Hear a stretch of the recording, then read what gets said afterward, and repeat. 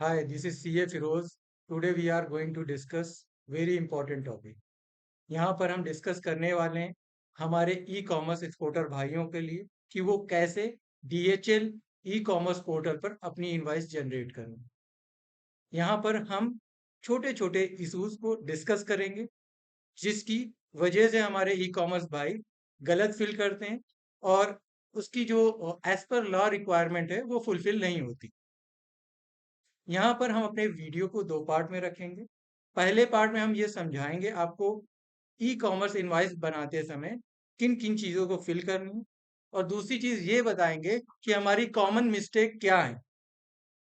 जैसा कि हम यहाँ पर स्टार्ट करना चाहेंगे, जैसा कि यहाँ पे आप देख रहे होंगे, लॉगिन पोर्टल उनका खुला हुआ है जिसके थ्रू आप ई कॉमर्स की इनवॉइस बना सकते हैं। पहले यहाँ पे हमने आईडी पासवर्ड डाला, उसके बाद हम वेरिफिकेशन कोड डालेंगे जैसे 294821 फिर हम साइन इन पे क्लिक करेंगे। अब यहाँ पर एक स्क्रीन आपके सामने शो हो रही है। यहाँ पे पहले देख रहा है data entry screen. Data entry screen में दो पार्टीशन है। पहला commercial shipment below INR 10 lakh CSV 5, second में कार्गो शिपमेंट।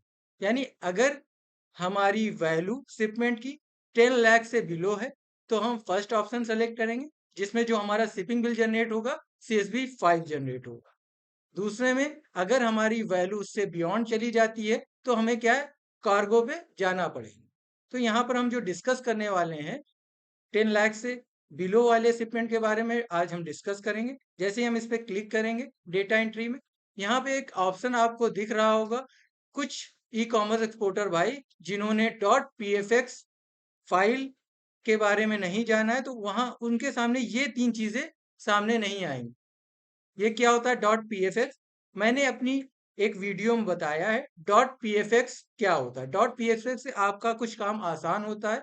आपको अपनी ई कॉमर्स इनवॉइस में सिग्नेचर नहीं करनी पड़ती है फिजिकल, और ना ही उसको पिकअप बॉय को देनी होती। सिर्फ आपको अपने बॉक्स में जो भी हमारा बॉक्स में एयरवे बिल होगा सिर्फ उसी को स्टिक कर देते हैं। बस हमें कोई भी डॉक्यूमेंट शेयर करने की जरूरत नहीं, क्योंकि यहाँ से जो .pfx फाइल होती है ऑटोमेटिकली हमारी इनवाइस फेच करके DHL वालों को भेज देती है।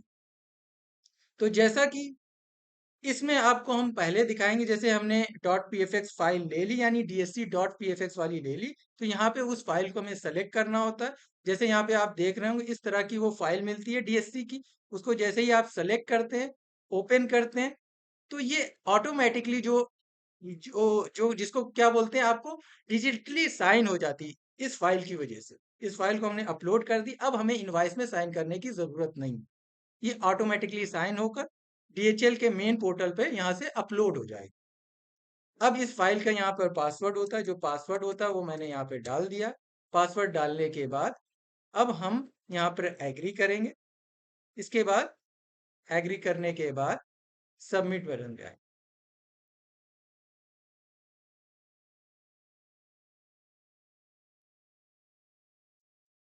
यहाँ पे कुछ टेक्निकल एरर होगी, इस वजह से वो फाइल एक्सेप्ट नहीं हुई। दोबारा हम ट्राई करेंगे।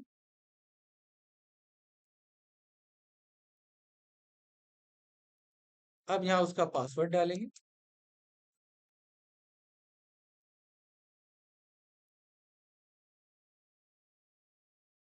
पासवर्ड डालने के बाद हम यहाँ पे इसको सबमिट करेंगे।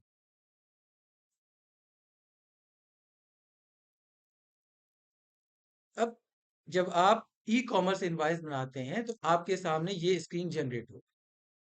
अगर आपने .pfx फाइल नहीं ली तो वो ऑप्शन आपके लिए नहीं होता, वहां पे वो ऑप्शन हाईलाइट ही नहीं होता।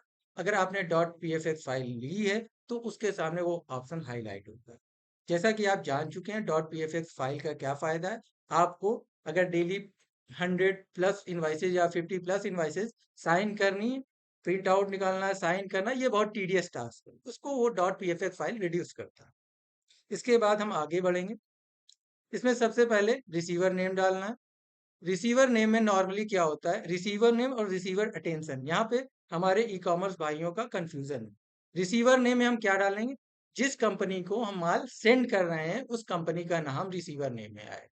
जैसे एबीसी एंड कंपनी, जैसे हमने मान लीजिए एबीसी एंड कंपनी, ठीक। इस कंपनी को हमें माल भेजना है, एक्सपोर्ट करना है।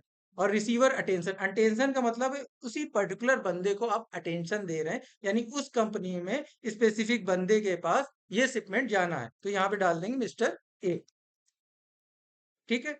इसके बाद हम एड्रेस डाल देंगे। एड्रेस में हम सेलेक्ट कर सकते हैं, जैसा कि यहाँ पे बहुत से एड्रेस है, लेकिन हम कोई भी सेलेक्ट हम कर रहे हैं, ये कर रहे हैं। फिर इसके बाद हमने यहाँ पर एड्रेस में, यानी जो जो यहाँ पे आप देख रहे हैं वो रेड कलर से स्टार बने हुए हैं, ये स्टार वाले को मैंडेटरी फिल करना है। अगर इसको फिल नहीं करेंगे तो आपकी इनवाइस जनरेट नहीं होगी। ये थर्ड में 2 लाइनें हमें फिल करनी है। इसके बाद फोन नंबर मैंडेटरी है, फोन नंबर हम डाल देंगे जो एक्चुअल है। फिर उसके बाद सिटी नेम मैंडेटरी है, सिटी नेम हम डाल देंगे। फिर इसके बाद क्या होता है, स्टेट कोड, वहां का स्टेट कोड क्या है, जैसे मान लीजिए वहां का OH है, OH हमने डाल दिया, जिप कोड डाल दिया। यानी ये बेसिक इंफॉर्मेशन है जो हमारे रिसीवर की, जो हमारा जो हमारा बायर है, जो फॉरेन कंट्री में बैठा है, जो बायर है, उसका जो स्पेशल एड्रेस है वो यहाँ पर हमें फिल करना है। इसमें इंपॉर्टेंट चीज क्या थी, पहली चीज इंपॉर्टेंट थी रिसीवर नेम और रिसीवर अटेंशन, इस पे ध्यान देना, यहीं पे कंफ्यूजन होता है। अब ये सारी चीजें फिल होगी। इसके बाद हम यहाँ पे दूसरी साइड जाएंगे। यहाँ पे आपका कंटेंट, आपका आइटम क्या है, मान लीजिए वुमेन शर्ट है तो वुमेन शर्ट डाल दिया। इसके बाद आपकी करेंसी क्या है, आप यूएसडी में सेल करना है शिपमेंट, तो यूएसडी डाल दिया आपने। अब यहाँ पे क्या है, शिपर रेफरेंस नंबर, यानी आपका रेफरेंस नंबर, यानी आप एक कंट्रोलिंग बना रहे हैं कि हम इस बंदे का ऑर्डर है, या ऑर्डर नंबर डाल सकते हैं। यानी आपकी आइडेंटिटी के लिए एक नंबर है जिससे आप अपने शिपमेंट को कंट्रोल्स कर सकते हैं, मैच आउट कर सकते हैं। मान लीजिए ऑर्डर 001 का है तो आप 001 डाल सकते हैं, ये आपके मेमोरी के लिए। इसके बाद आपका एक पीस का ऑर्डर है, एक पीस डाल दी। फिर आप उसकी क्या लेंथ है, हाइट क्या है, वो सारी चीजें यहाँ डाल देंगे। तो इससे क्या कैलकुलेट होता है, वैल्यूम वेट। फिर उसके बाद उसमें एक्चुअल वेट डाल देते हैं। जो हमारा फ्रेट लगता है, वैल्यूम वेट और actual wait which is higher पे लगता है। वैल्यूम वेट क्या होता है, वैल्यूम वेट क्या होता है, उसकी हाइट, यानी वो जितनी जगह ऑक्युपाई करेगा, जितना स्पेस ऑक्युपाई करेगा, उस स्पेस की क्या केजी में होता है, उसी को वॉल्यूम वेट करते हैं। आपका वॉल्यूम, यानी आपका जो शिपमेंट है वो ज्यादा स्पेस एरिया एक्वायर कर रहा है, तो आपका वॉल्यूम वेट ज्यादा होगा। आपका जो बॉक्स है बहुत पतला है, छोटा है, तो उसमें क्या होगा, वॉल्यूम वेट आपका रिड्यूस होगा, आपका एक्चुअल वेट उसमें एप्लीकेबल हो जाएगा। जो भी हमारी जो DHL कंपनी है, विच एवर हाइयर पे फ्रेट के चार्जेस करती है। इसके बाद हमने ये सारी फिगर फिल कर दी। इसके बाद आप देख रहे होंगे रीसेट RAS। RAS क्या चीज है, remote area surcharge. Remote area surcharge क्या चीज होता है, रिमोट एरिया सरचार्ज वो होता है, जैसे जैसे इंडिया में नॉर्मल मेन लैंड होता है, एक फ्री जोन एरिया होता है, यानी जो आउटसाइडर एरिया होते हैं, यानी वो गांव क्षेत्र के बहुत दूर एरिया होते हैं जहां पर हमारा लॉजिस्टिक, हमारा DHL डायरेक्ट सर्विस प्रोवाइड नहीं कर सकता, उसको सेकंड यानी उसको थर्ड पार्टी लॉजिस्टिक्स के साथ काम करना होता है, तो उसकी वजह से DHL को पैसे ज्यादा पे करने पड़ते हैं, तो वो हमसे उतना रिम्बर्समेंट करता है। तो आप ये ध्यान रखें, आपका जो भी बायर है, अगर RAS में यानी रिमोट एरिया में तो आपको फ्रेट चार्जेस ज्यादा देने पड़ेंगे। अगर आपका बायर रिमोट एरिया में है तो आप उससे ये, आप उसको कन्विंस करें कि आप सिटी में आप मंगा लीजिए हमारा शिपमेंट, यानी आपके रिलेटिव रह रहे होंगे, उनके पास मंगा लीजिए ताकि आपका फ्रेट चार्जेस कम हो जाए। अब ये देखिए, जैसे ही आपने सारी चीजें फिल कर दी, यहाँ पे उसकी आपका आपने डायमेंशन फिल कर दिया, आपने यहाँ पे साथ में एड्रेस फिल कर दिया। अब यहाँ पे चेक करेंगे, यहाँ पे DHL ने एक चेक का ऑप्शन दिया है कि आपका वो शिपमेंट रिमोट एरिया में है कि नहीं। जैसे यहाँ पे चेक करेंगे तो यहाँ आपको वो बताएगा, देखिए ये रिमोट एरिया में है, इस वजह से उसने क्या कहा, 300 एस्टिमेटेड चार्जेस, यानी 300 रिमोट एरिया के चार्जेस लगेंगे। और नीचे एक ऑप्शन आता है एस्टिमेटेड फ्रेट चार्जेस। आपका जो एस्टिमेटेड फ्रेट चार्ज कितना होगा, 2569। यहाँ से आप जैसे ही ऊपर वाली फील्ड फिल करते हैं तो आपको ये आइडिया हो जाता है कि आपका फ्रेट कितना लगने वाला है। अब यहाँ पे चेक RAS करने से आपको ये पता चल जाता है वो रिमोट एरिया में, तो इसकी वजह से 300 आपके ज्यादा लग रहे हैं। क्योंकि ये क्लाइंट हमारा बहुत ही रेपुटेड है, इस वजह से DHL ने इसकी कॉस्ट रिड्यूस करी है 300। नॉर्मली कुछ क्लाइंट में 2000 समथिंग आती है, यानी 2000 प्लस जीएसटी आती है, तो यानी वो बहुत हैवी हो जाती है नए क्लाइंट के लिए, यानी नए ई कॉमर्स एक्सपोर्टर के लिए वो हैवी हो जाती है। तो उसके लिए मेरा ये सजेशन है कि वो अपने बायर से डिस्कस करे और वो एड्रेस चेंज कराए और रिलेटिव जो सिटी में है यानी मेन लैंड में उनके पास वो शिपमेंट पहुंचा दे, डिलीवर कर सकते हैं, ताकि उनकी फ्रेट कॉस्ट रिड्यूस हो जाए। यहाँ तक हमने दो मेन बातें डिस्कस की, पहले रिसीवर नेम और रिसीवर अटेंशन, दूसरी बात रिमोट एरिया सरचार्ज के बारे में डिस्कस किया, और इसके बाद हमने छोटा मोटा डिस्कशन वॉल्यूम वेट का किया। मुझे ये लगता है ये सारी चीजें आपको पता होंगी, पर मैंने यहाँ पे डिस्कस कर दिया ताकि कोई भी कंफ्यूजन ना रहे आपको। इसके बाद आता है टैक्स आईडी ओनली, IOSSVOES, यानी ये स्पेशल कैटेगरी होती है, फॉरेन बायर की ये स्पेशल कैटेगरी होती है, उसकी टैक्स आईडी होती है, वो यहाँ पे हमें फिल करनी होती है। इसके बाद हम समझते हैं, यहाँ पर आया ई एक्सपोर्टर यूजिंग ई कॉमर्स, यानी ई कॉमर्स एक्सपोर्टर हैं तो आप डेफिनेटली ये यूज करेंगे, यहाँ पर आप यस करेंगे। लेकिन होता क्या है, कभी कभी हम क्या करते हैं, डायरेक्ट शिपमेंट भी करते हैं, जैसे सोशल मीडिया के थ्रू हमें कोई ऑर्डर आ गया, हमें सैंपल भेजना है, तो यहाँ पर हमें नो करना होता है। यानी नॉर्मली तो यहाँ पे यस होता है, अगर हम ई कॉमर्स के थ्रू नहीं, अब डायरेक्ट कुछ शिपमेंट कर रहे हैं, वहां पर हम इसको क्या करेंगे, नो करेंगे। यहाँ पे हमने इसको यस कर लिया। इसके बाद आता है टैक्स पेमेंट ऑप्शन। ज्यादातर जो हमारे ई कॉमर्स एक्सपोर्टर भाई हैं वो क्या करते हैं, एलयूटी के वे करते हैं। एलयूटी का मतलब क्या होता है, अगेंस्ट बॉन्ड और अंडरटेकिंग। जब हम एलयूटी पे करेंगे, अगेंस्ट बॉन्ड और अंडरटेकिंग करेंगे। लेकिन अगर आपको जीएसटी का रिफंड चाहिए फ्रॉम कस्टम डिपार्टमेंट, तो आपको क्या सेलेक्ट करना है, IGST पेमेंट। नॉर्मली हमारे जो क्लाइंट है ज्यादातर वो क्या सेलेक्ट कर रहे हैं, हमने उनको सजेस्ट किया है कि आप IGST पेमेंट सेलेक्ट करें, ताकि आपकी आईटीसी ब्लॉक ना हो। उसका रिफंड मंथ एंड में जब जीएसटीआर फाइलिंग करते हैं उसके कुछ दिनों के बाद आपका रिफंड आपके अकाउंट में ट्रांसफर हो जाता है। यहाँ पे हमने क्या सेलेक्ट किया, IGST पेमेंट। अगर एलयूटी होता तो हम क्या सेलेक्ट करते, अगेंस्ट बॉन्ड और अंडरटेकिंग। यहाँ पे हम क्या कर रहे हैं, IGST पेमेंट, यानी जो हमारा एक्सपोर्ट होने जा रहा है विथ पेमेंट होने जा रहा है। इसके बाद आया टोटल IGST वैल्यू, जब हम नीचे फिगर फिल करेंगे वो ऑटोमेटिकली यहाँ पर आ जाएगी। इसके बाद हमने मान लीजिए यहाँ पर इनवाइस नंबर डाल दिया, और इसमें इसके बाद यानी क्या है, ये जीएसटी इनवाइस नंबर है। अगर एलयूटी पे भेजेंगे तो नॉन जीएसटी इनवाइस सेलेक्ट करेंगे, ये हम जीएसटी इनवाइस सेलेक्ट कर रहे हैं। इसमें जीएसटी इनवाइस के बाद जीएसटी इनवाइस डेट सेलेक्ट कर सकते हैं। जीएसटी इनवाइस डेट यहाँ पर स्केप करें तब आएगा, ये नॉर्मली 3 तारीख, ठीक। यहाँ पर ये हमने डेट ले लिया, इनवाइस नंबर ले लिया। इनवाइस नंबर पे हमने एक बात पे आपको मैं बताना चाहूंगा, बहुत इंपॉर्टेंट है। इनवाइस नंबर में कहीं भी स्पेस नहीं होना चाहिए। रीजन क्या है इसका, यहाँ पे आप स्पेस करेंगे तो आपके शिपिंग बिल में भी इनवाइस नंबर विद स्पेस आएगा। जैसे मान लीजिए यहाँ पर एजी लिखा है, एजी के बाद स्पेस कर दिया तो आपके शिपिंग बिल में क्या आएगा, एजी स्पेस 029। अब जब जीएसटीआर फाइल करेंगे, जीएसटीआर फाइल करने में जैसे ही आप ये डालेंगे तो वो एक्सेप्ट ही नहीं करेगा। वहां पर क्या हुआ है, वहां पे क्या डेटा वैलिडेशन लगा के वहां वो स्पेस को इनवाइस नंबर में एक्सेप्ट नहीं करता। ये बहुत ध्यान देने वाली बात है। हमारे एक क्लाइंट ने स्पेस कर दिया था, जिसकी वजह से उनका आईटीसी तो एडजस्ट हो गया था, लेकिन उनको रिफंड 0 हो गया था, यानी उनका लॉस हो गया था, अप्रोक्सीमेट 1 लाख प्लस लॉस हो गया था। ये हैवी लॉस है, प्लीज इसको बहुत ध्यान से करना है, कोई भी स्पेस नहीं रखना है। अदरवाइज अगर आप रिफंड लेने जा रहे हैं तो वो मिलेगा नहीं। अगर एलयूटी पे जा रहे हैं तो वो इंटीग्रेट नहीं होगा, यानी आपके शिपिंग बिल से अटैच नहीं होगा। जब आपको डिटेल RFD 1 में डालनी ही पड़ेगी या किसी जीएसटी डिपार्टमेंट वाले को दिखाना होगा तो वो मिसमैच दिखाएगा। यानी आप जीएसटी में जो डेटा डालते हैं वो कस्टम डिपार्टमेंट से वेरीफाई होता है और मैच आउट होता है। अगर यहाँ पे स्पेस होगा तो वो मैच आउट नहीं होगा, चाहे जीएसटी विद पेमेंट पे करें चाहे एलयूटी पे करें।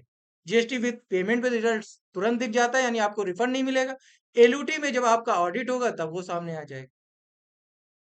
तो यहाँ पर हमें ध्यान रखने वाली बात है कि हमें स्पेस नहीं डालनी। अब इसके बाद आएंगे, अब यहाँ पे हम ब्लैंक छोड़ देंगे। चाहे तो आप सेम डाल सकते हैं, इसका कोई कोई इसके डिफरेंस नहीं। अगर सेम चाहे तो हम सेम यहाँ पे डाल सकते हैं, और ऑप्शनल है, आप सेम डाल देंगे तो सेम इनवाइस नंबर, लेकिन इनवाइस नंबर जो कनेक्ट होगी वो जीएसटी इनवाइस से होगी। अब इसके बाद आता है टर्म्स ऑफ ट्रेड। ये बहुत ही इंपॉर्टेंट टॉपिक है, टर्म्स ऑफ ट्रेड। इससे क्या होता है, आप रिसेंटली केस है हमारे, एक क्लाइंट में उसने क्या सेलेक्ट कर लिया, डीडीपी। जैसे ही उसने डीडीपी सेलेक्ट किया और उसका शिपमेंट गया, फिर उसके बाद डीएचए की इनवाइस आई, एक फ्रेट की इनवाइस आई और एक इंपोर्ट ड्यूटी की। वो दोनों चीजें मेरे पास लेके आए। तो ये क्या है, मैंने कहा आपको बहुत ध्यान देने की जरूरत है कि टर्म्स ऑफ ट्रेड में क्या सेलेक्ट करना है, डीडीपी नहीं सेलेक्ट करना है। डीडीपी का मतलब होता है ड्यूटी पे कौन करेगा, एक्सपोर्टर, सेलर जो सेल कर रहा है वो ड्यूटी पे करेगा, किसकी, इंपोर्टर की। यानी जो जिस कंट्री में माल जा रहा है वहां क्लियरेंस में जो ड्यूटी लग रही है उसकी भी रिस्पॉन्सिबिलिटी कौन ले रहा है, सेलर ले रहा है। तो यहाँ पे ये रिस्पॉन्सिबिलिटी हमें नहीं लेनी है। अगर किसी सिचुएशन में लेना पड़ा तो वो ऑटोमेटिकली आपका बायर पे नहीं करेगा, तो बायर से क्या होगा, रिक्वेस्ट होगा, आपसे रिक्वेस्ट करेगा डीएचएल कि आप बायर के बिहाफ पे करें। ये सिनेरियो ज्यादा बेहतर है कि आप पहले से ही अपने आप को इनवाइट कर दे रहे हैं कि हम ड्यूटी हम पे करेंगे। तो इस वजह से हमें बहुत ध्यान देने वाली जरूरत है कि यहाँ पर ई कॉमर्स एक्सपोर्टर के लिए सबसे ज्यादा इंपॉर्टेंट क्या है, क्या सेलेक्ट करना है, डीएपी। डीएपी का ये सेंस होता है कि जो माल होगा आप उसके डोर तक पहुंचा देंगे, लेकिन जो ड्यूटी का पेमेंट होगा वो कौन करेगा, इंपोर्टर करेगा। यानी इंपोर्टर का मतलब फॉरेन बायर करेगा ड्यूटी के बाद। और डीडीपी का मतलब क्या है, सेम वही सिनेरियो है, लेकिन ड्यूटी का पेमेंट कौन इसमें करेगा, इसमें ड्यूटी का पेमेंट हम करेंगे, सेलर करेंगे। तो इसको अनकंडीशनल ना करिए कि हम स्टार्ट से ही अपने आप पे पेन ले लें, इसको सिचुएशन के अकॉर्डिंग छोड़ दीजिए। अगर आपका बायर रेडी टू पे नहीं करता तब आपसे डीएचएल वाले जब पूछेंगे तो आप पे कर दीजिए, अगर क्रिटिकल सिचुएशन है। अदरवाइज तो आप डीएपी यूज करें। कुछ लोग क्या करते हैं, सीआईएफ सीआईपी सेलेक्ट करते हैं, ये बिल्कुल गलत। ये ई कॉमर्स बिजनेस के लिए सीआईएफ सीआईपी और सीएफआर नहीं। इसका हम डिटेल में डिस्कशन करेंगे। अगर आपको इसके बारे में जानना है तो आप हमसे कांटेक्ट कर सकते हैं, उसमें हम डिटेल में आपको समझा देंगे। अदरवाइज एक वीडियो ला देंगे, अगर आपको इसके बारे में जानना है तो मैं इसके बारे में एक वीडियो बना दूंगा जिसमें डिटेल में जो भी इनको टर्म्स होते हैं इंटरनेशनल ट्रेड के वो मैं आपको डिफाइन कर दूंगा। यहाँ पर सिर्फ हम ई कॉमर्स एक्सपोर्टर के बारे में बात करेंगे, तो उनके लिए सिर्फ इंपॉर्टेंट क्या है, डैट, डीएपी। अब इसके बाद है स्टार वाला, इसके बाद है टाइप। टाइप में ऑटोमेटिकली पी आ रहा है, प्राइवेट गवर्नमेंट बेस है नहीं। इसके बाद बहुत ही ज्यादा इंपॉर्टेंट ये चीज है, NFEI, no foreign exchange involve. अब इसमें ऑप्शन आता है यस और नो का। इसमें बहुत ध्यान रखने वाली बात यह है कि इसमें नो से स्टार्ट हुआ है सेंटेंस। यहाँ पर अगर आप यहाँ यस करेंगे तो आपको ये मान लिया जाएगा जो सेंटेंस लिखा है उसको आप फॉलो करते। अगर नो करेंगे तो मतलब ये है कि जो सामने सेंटेंस लिखा है उसको आप फॉलो नहीं करते। इसका क्या मतलब हुआ, नो फॉरेन एक्सचेंज इन्वॉल्व, यानी हमें कोई भी फॉरेन करेंसी रिसीव नहीं होगी इस शिपमेंट के अगेंस्ट में। ये हो ही नहीं कर सकता ई कॉमर्स में। ई कॉमर्स में क्या होता है, पहले एडवांस पैसा आता है फिर शिपमेंट जाता है। तो यानी यहाँ पर क्या हमें करना है, इस सेंटेंस को नो करना है। ऐसा हो ही नहीं सकता कि हमारे पास फॉरेन करेंसी ना आए। तो इस सेंटेंस को हमें क्या करना है, नो। जैसे ही हम नो करेंगे इसका क्या मतलब होगा कि हमारे पास फॉरेन करेंसी आएगी। जैसे ही हम नो करते हैं तो ये नो और ये नो आपस में कट ऑफ हो जाता है और क्या सेंटेंस बचता है, फॉरेन एक्सचेंज इन्वॉल्व। और ई कॉमर्स एक्सपोर्ट में कभी भी फॉरेन एक्सचेंज इन्वॉल्व नो हो ही नहीं सकता, हमेशा फॉरेन करेंसी आएगी। अगर आप डायरेक्ट शिपमेंट कर रहे हैं किसी को, फेसबुक सोशल मीडिया से जहीं जहां से भी आपने कनेक्ट किया है, फ्री ऑफ कॉस्ट सैंपल भेजना चाह रहे हैं, तो सबसे पहले ऊपर आएंगे और एक्सपोर्टर यूजिंग ई कॉमर्स उसको नो करेंगे और नीचे आएंगे इसको यस करेंगे। यानी आप फ्री ऑफ कॉस्ट जब सैंपल भेजेंगे तो पहला पॉइंट क्या है, यहाँ पर आके यहाँ पर हम नो करेंगे, यस कीजिएगा, और नीचे यहाँ पे आके क्या करेंगे, नो कीजिएगा, यस करेंगे। मसला क्या है, जब आप सैंपल भेजते हैं फ्री ऑफ कॉस्ट करते हैं विदाउट यूजिंग ई कॉमर्स, तो सबसे पहले हमें बताना होता है ये ई कॉमर्स यूज नहीं हो रहा। दूसरी चीज ये बतानी होती है कि हमारे पास फॉरेन करेंसी नहीं आए। तो दोनों डिक्लेरेशन के बाद आपको ईबीआरसी क्लोजर के झंझट से आपको मुक्ति मिल जाती है। अब इसके बाद ये फील्ड फिल होगी, इसके बाद एडी कोड, जो भी बैंक का एडी कोड है वो डाल देंगे, बैंक अकाउंट नंबर डाल देंगे, आईएफएससी हो तो आईएफएससी डाल देंगे। अब इसके बाद ये बेसिक फील्ड होती है, ये फिल हो गई। ये फिल होने के बाद नीचे आएंगे, जैसा कि आप देख रहे होंगे, other tax ID, EORI number, VAT, FZ. EORI number क्या होता है? जैसे नॉर्मली जर्मन में क्या होता है, वीएटी को यूरी नंबर कहते हैं। उससे होता क्या बेनिफिट, जो हमारा फॉरेन बायर है, अगर उसका ईओरी नंबर हमने यहाँ पे डाल दिया, जब वो जो हमारा शिपमेंट वहां गया, वो जब उसको क्लियर कराएगा, तो उसपे जो भी उसको वैट देना पड़ता है, यानी इंपोर्ट वैट भी होता है, 20% होता है जैसे यूके में। जो 20% देना होता है वो रिफंडेबल होता है, वो रिफंड हो जाता है अगर यहाँ पे आपने ईओरी नंबर डाला है। तो ये आपके जितने भी फॉरेन बायर होंगे यूके के, जर्मनी, क्योंकि वहां पे वैट बहुत ज्यादा हाई है, तो वो आपको कहेंगे ईओरी नंबर डाल दीजिएगा। तो यहाँ पे ईओरी नंबर यहाँ पर आप फिल कर सकते हैं और उससे स्पेसिफिक सारी डिटेलें यहाँ पे डाल सकते हैं। इसके बाद हम बात करेंगे बिल टू पार्टी। ऊपर जो नाम दिया था उसका क्या मतलब होता है? जैसे हमने रिसीवर नेम डाला था, अटेंशन नेम डाला था, उसका सेंस ये होता है कि हमने शिपमेंट जिसको भेजना है, यानी वो शिप टू पार्टी, हमने किसको शिप करना है। हो सकता है कि यहाँ पे बिल टू पार्टी अलग हो जाए। बिल टू पार्टी मतलब बिल हमें करना है एक्स वाई जेड को, और शिप करना है एबीसी कंपनी को। तो बिल किसके नाम पे बनेगा? एक्स वाई जेड के नाम। ऐसी कंडीशन है तो यहाँ पे फिल करने की जरूरत होती है। अगर आपका शिपमेंट एक ही जगह जा रहा है और बिलिंग भी सेम हो रही है, तो यहाँ पे फिल करने की जरूरत नहीं है। इसके बाद होता है ई कॉमर्स ऑपरेटर का नेम। यहाँ पे तब जरूरी होता है जब आप जेम्स और ज्वेलरी में काम कर, उस बेसिस पे यहाँ फिल करने की जरूरत है, अदरवाइज यहाँ पर फिल करने की जरूरत नहीं है। इसके बाद आएंगे यहाँ पर आइटम नेम, यहाँ पे डालना है। जैसे आइटम नेम 1 है, इसके बाद हम कमोडिटी सेलेक्ट करते हैं। जैसे मान लीजिए हमने यहाँ कस्टमाइज फैशन गारमेंट सेलेक्ट कर लिया, फिर इसका यहाँ पर आइटम डिस्क्रिप्शन क्या थी, वोमेन शर्ट थी, वोमेन शर्ट डाल दिया हमने यहाँ पर। इसके बाद इसका एचएसएन कोड क्या है, जैसे नॉर्मली एचएसएन कोड हमने डाल दिया, जो स्पेसिफिक आइटम का एचएसएन कोड है वो डाल देंगे। इंपोर्ट कोड मैंडेटरी नहीं। इसके बाद हम उसका केजी कितना कितना वेट था, 0.5 है तो 0.5 डाल दिया हमने। उसके बाद आगे बढ़ गए, क्वांटिटी एक थी तो क्वांटिटी हमने डाल दी। फिर इसके बाद आ गए यूनिट ऑफ मेजरमेंट में, यूनिट ऑफ मेजरमेंट पीसेज में है तो पीसेज डाल दिए यहाँ पर। इसके बाद रेट, उसका प्राइस क्या है, जैसे हमारी शर्ट का प्राइस हमने मान लीजिए 105 है, डाल दिए। 100 डाल दें तो कैलकुलेशन देखने में इजी हो जाएगा। 100 डाल दिया। इसके बाद इसके बाद 100 रेट डाल दिया। इसके बाद आए डिस्काउंट। डिस्काउंट में क्या डालना है? डिस्काउंट अगर है तो डाल देंगे, अदरवाइज जीरो कर देंगे। इसके बाद आगे बढ़ते हैं। जीएसटी रेट, अगर यहाँ पे हम विद पेमेंट कर रहे हैं तो यहाँ पे जीएसटी रेट डालना जरूरी हो जाता है। विद पेमेंट में हम यहाँ पे जीएसटी हमारा प्रोडक्ट पे, जैसे टेक्सटाइल आइटम में नॉर्मली 12% होता है, तो हम यहाँ पे 12% डाल देंगे। और एफओबी वैल्यू, ये बहुत ही इंपॉर्टेंट एलिमेंट है जो मैं डिस्कस करना चाह रहा था। ज्यादातर ई कॉमर्स एक्सपोर्टर जो है यहाँ पर गलत फिगर फिल कर रहे हैं। रीजन क्या है? क्योंकि कुछ लोगों को पता ही नहीं कि एफओबी वैल्यू में मैं कंसीडर ही क्या करना है। एफओबी वैल्यू में अगर विद पेमेंट कर रहे हैं तो यहाँ पर क्या करते हैं, invoice value plus GST consider करते हैं, जो कि एब्सोल्युटली रॉन्ग है। एज पर कस्टम लॉ भी रॉन्ग है, एज पर जीएसटी लॉ भी रॉन्ग। यहाँ पर हमें क्या फिल करना है? सिर्फ टैक्सेबल वैल्यू। यहाँ पे क्या सिलेक्ट करेंगे? सिर्फ 100 सेलेक्ट करना है। इसका हम यहाँ पे एग्जाम्पल के तौर पे आपको हम दिखा दें इसका क्या ड्रॉबैक होता है जब एफओबी वैल्यू हम मेंशन कर देते हैं प्लस जीएसटी करते हैं। देखिए यहाँ पे एक केस है, प्रैक्टिकल केस है। यहाँ पे देख रहे होंगे एक ये शिपिंग बिल है,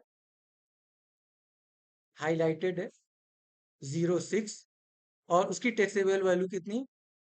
12,300। और यहाँ पे आईजीएसटी कितनी? 1476। एक दूसरा है सिनेरियो, सेम है, उसकी भी आईजीएसटी 1776। यानी दोनों सिनेरियो मैंने यहाँ पे सेलेक्ट किया है। एक सिनेरियो में हमने सिर्फ क्या लिया है, taxable value is equal to FOB. Taxable value is equal to FOB value, जिसपे हमने जीएसटी इंक्लूड नहीं किया है। दूसरे केस में मैं क्या किया है, दूसरे केस में हमने लिया है टैक्सेबल वैल्यू, और जो टोटल वैल्यू ली है एफओबी वैल्यू इंक्लूडिंग जीएसटी। देखिए पहले सिनेरियो में हम देख सकते हैं, हम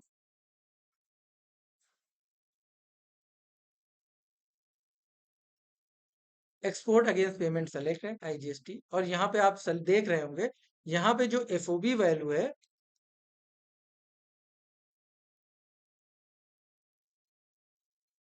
11,639.52, जो कि आपकी क्या है, आफ्टर टैक्स वैल्यू। यहाँ पे जो एफओबी वैल्यू ली है उसमें जीएसटी का पार्ट इंक्लूड है, और जो जीएसटी है 1775, यानी जिसको हम करने से मना कर रहे हैं। हम क्या करने से मना कर रहे हैं कि हमें एफओबी वैल्यू कितनी दिखानी चाहिए, 9864, ना कि 1163952।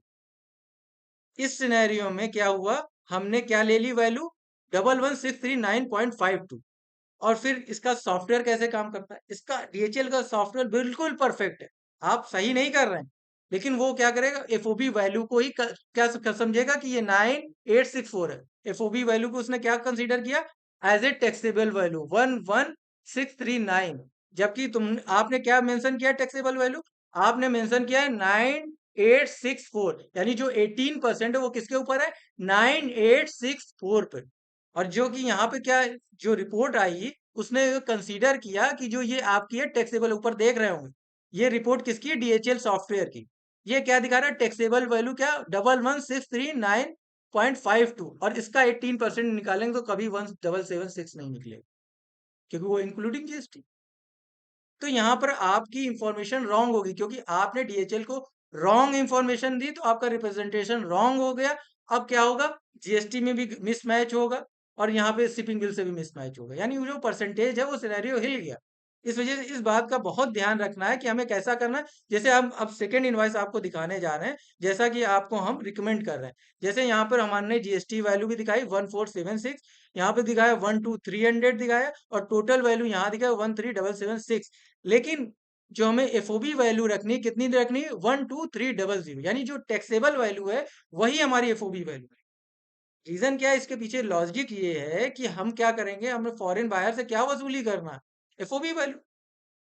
एफओबी वैल्यू वसूल करना है कि 12300 वसूल करना है। जीएसटी तो हम रिप्रेजेंटेशन कर रहे हैं, टैक्स थोड़ी ना उससे वसूल करेंगे। ये तो हमारे पास ऑप्शन है, हम उसमें टैक्स लगाए एलयूटी पे बेसे या आईजीएसटी पे। इसकी इसका पेन वो थोड़ी ना लेगा, हमारा सामने वाला भाई हमने जैसे विद पेमेंट किया तो उसकी जीएसटी का पेमेंट वो रेडी हो जाए पे कर, नहीं।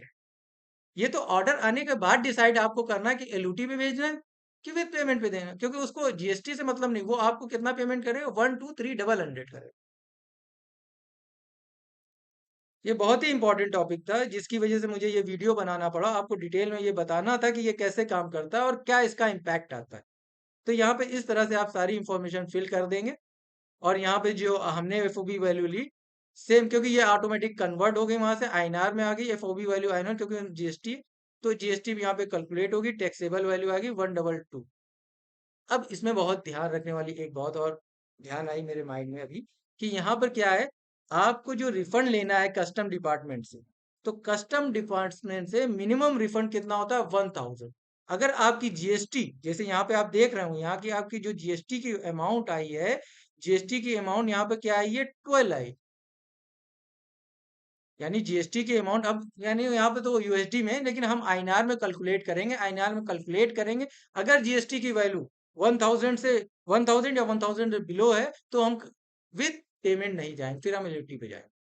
अगर 1000 से अबव जाएगी तो ही हम सेलेक्ट करेंगे विद पेमेंट, ताकि हमें कस्टम डिपार्टमेंट से रिफंड मिल जाए, टाइमली मिल जाए, और जैसे ही हम रिटर्न फाइल करते हैं विद इन 10 डेज नॉर्मली मिल जाता है रिफंड, हमारे अकाउंट में ट्रांसफर हो जाता है। और अगर RFD 1 के थ्रू जाएंगे तो उसमें थोड़ा सा प्रोसीजर लॉन्ग होता है, उसमें डिटेल भी ज्यादा देनी पड़ती है। तो हम छोटे छोटे जो हमारे ई कॉमर्स भाई हैं उनको यही सजेस्ट करते हैं, आप विद पेमेंट से निकालिए, और सारी इंफॉर्मेशन प्रॉपर जीएसटीआर में फाइल कीजिए, और कस्टम डिपार्टमेंट से अपना रिफंड ले लीजिए।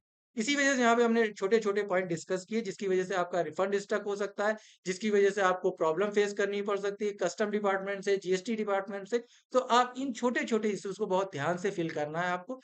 यही है, इसी इसी इसी पर्पज से मैं आपके सामने प्रेजेंट हुआ था, कि आपको मैं छोटी छोटी बारीकियों के बारे में बता दूं। इसी वजह से मैंने लाइव आपको दिखा दिया किस तरह से हमें ई कॉमर्स की इनवाइस बनानी, और बहुत ध्यान से बनानी है, और कोई भी काम हमें करना है बहुत ध्यान से करना है, कि आप एक्सपोर्टर हैं तो हर चीजें आपको प्रॉपर करनी है, ताकि आपको ज्यादा से ज्यादा गवर्नमेंट से इंसेंटिव मिल जाए। ये मेरा मेन पर्पज था। Thank you for watching my video. If you have any query and doubt, please comment here, I will consider it. Thank you very much.